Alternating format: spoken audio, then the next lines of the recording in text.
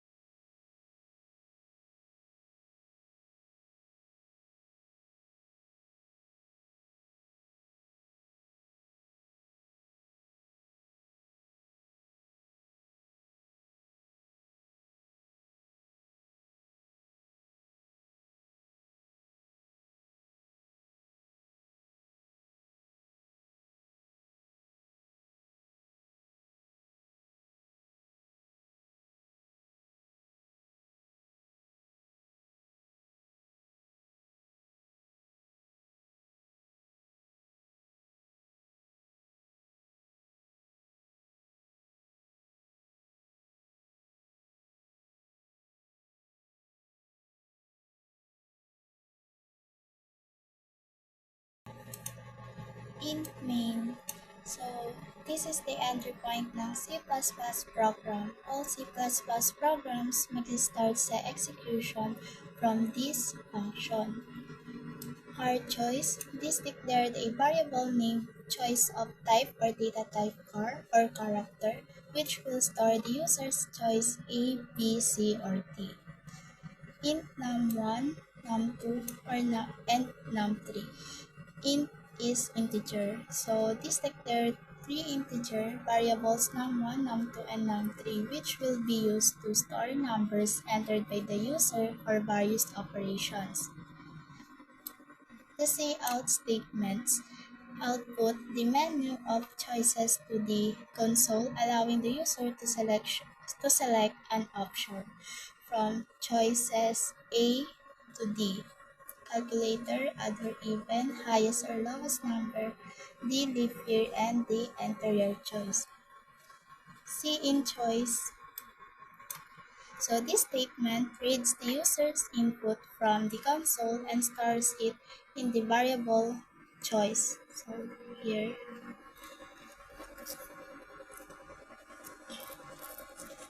Next is the if choice is equal to uppercase A or choice is equal to lowercase a. So this line starts an if statement. It checks if the variable choice is equal to either lowercase a or uppercase a. The OR operator is the logical OR operator, which means if either condition is true, the whole expression is true. If choice is uppercase a or lowercase a, the following block of code will execute. Next is cout calculator. This line prints calculator to the console, indicating that the program is running a calculator operation. Cout enter first number and cin num1. So these lines prompt the user to enter the first number and then store that input in the variable num1. Next is the cout second number and cin num2. So these lines prompts the user to enter the second number and then store that input in the variable num2.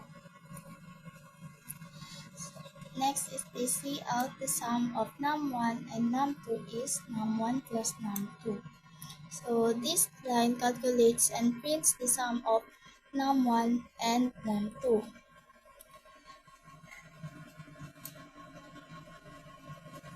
Next is the difference of num1 and num2 is num1 minus num2. This line calculates and prints the difference between num1 and num2. Next is the cout the product of num1 and num2 is num1 times 2 times num2. So this line naman calculates and prints the product of num1 and num2. Lastly is the quotient of num1 and num2 is num1 divided by num2. This line naman calculates and prints the quotient of num1 divided by num2. So, i-run naman natin itong calculator. Turn lang natin yung letter A. Pag i-enter natin yung number, let's say is yung given number dito sa G class, which is the first number is 100, second number is 10. So mag-output na yung tatlong cout dito.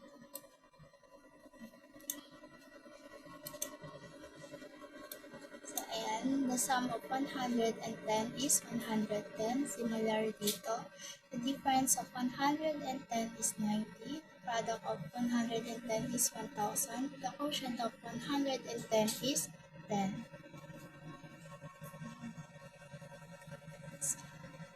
Kapag lowercase a naman,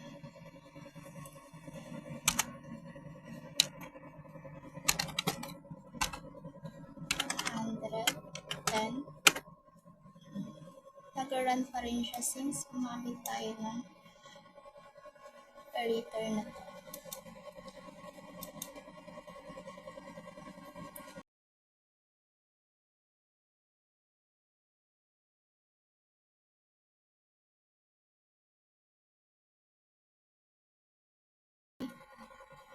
This line starts an else if statement. It checks if the variable choice is equal to either uppercase p or lowercase p. If this condition is true, the following block of code will execute. Is the cout odd or even? So this line prints odd or even to the console, indicating that the program is now checking whether a number is odd or even. Cout, enter a number. This line prompts the user to enter a number and then store that input in the variable num1. Variable num1. So, yan yung num1 dito. I-declare natin.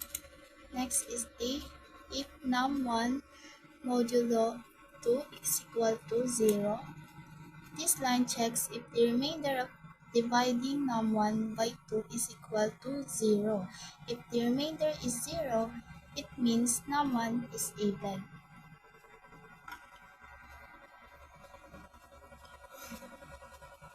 So cout num1 is an even number.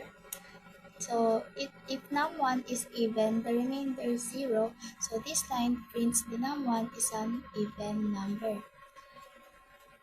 Else, if the remainder of dividing num1 by 2 is not equal to 0, example, it is odd, the program executes the code block after the else statement, which is itong cout num1 is an odd number. So this line prints that num1 is an odd number. So this curly braces naman marks the end of the else if block, and it closes the block of code that executes if the user's choice is uppercase b or lowercase b.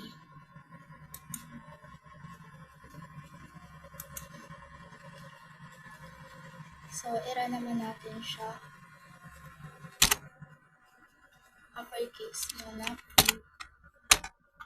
So, yung given dito is 88. So, 88 is an even number.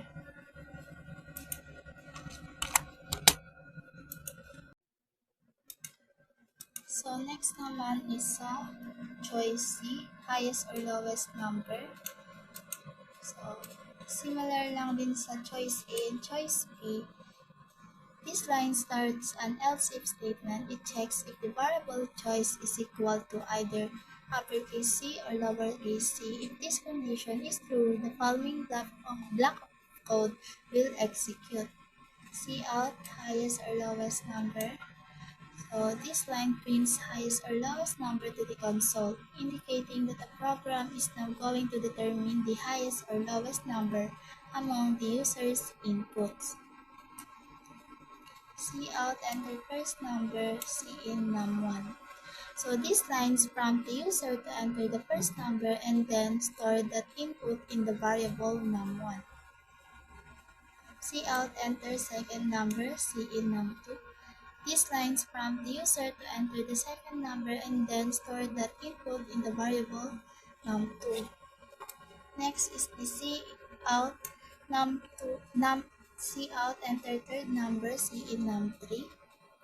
These lines prompt the user to enter the third number and then store that input in the variable num3.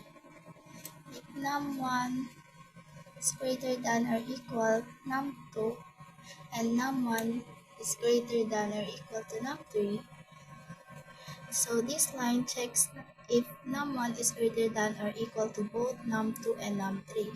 So if this condition is true, num1 is the highest number. So here, magdi-display siya. Next is the else if num2 is greater than equal to num1 and num2 is greater than or equal to num3. So dito naman, If num1 is the highest number, this line prints. So if num1 is not the highest number, this line checks if num2 is greater than or equal to both num1 and num3. If this condition is true, num2 is the highest number. So ito na mag-display siya. Num2 is the highest number. Else, if neither num1 nor num2 is the highest number, the program executes the code back after the else statement. So ito na siya, cout num3 is the highest number. So this line prints the num3 is the highest number as it's not num1 or num2. Rerun naman natin siya. Choice, enter your choice. So lowercase c. So yan na, display siya highest or lowest number. Enter our first number. Kunin natin siya dito sa output number 3, which is the 56. Second number, 65. Third number is 60. So 65 is the highest number. Try naman natin siya sa lowercase. Enter your choice. 65,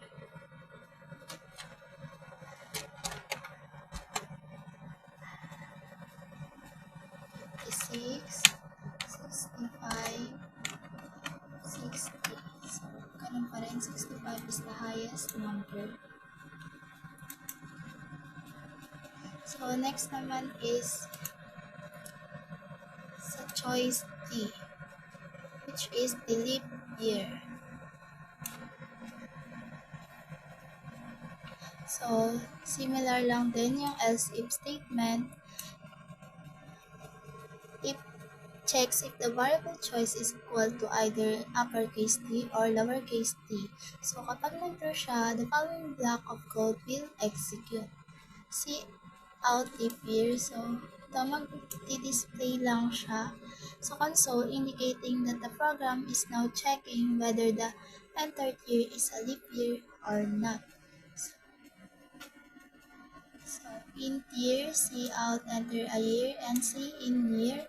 So, these lines declare an integer variable year and prompt the user to enter a year, then store that input in the variable year. So, ito namang if year modulo 4 is equal to 0 and year modulo of 100 is not equal to 0, or year modulo of 400 is equal to 0. So these lines checks if the entered year is a leap year based on the leap year rules. A year is a leap year if it is divisible by 4 and not divisible by 100, or if it is divisible by 400. So cout year is a leap year. So if the condition is above is true, this line prints the entered year is a leap year. Else, cout year is not a leap year. This line prints that the entered year is not a leap year. Else, cout try naman natin siya i-run. Leap year. So, enter your choice D. 2024. So, 2024 is a leap year. Kapag hindi naman, enter choice, let's say 2023. Ay,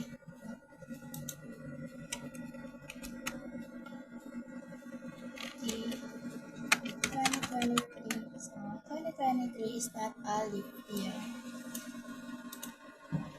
So, last is the else cout invalid input.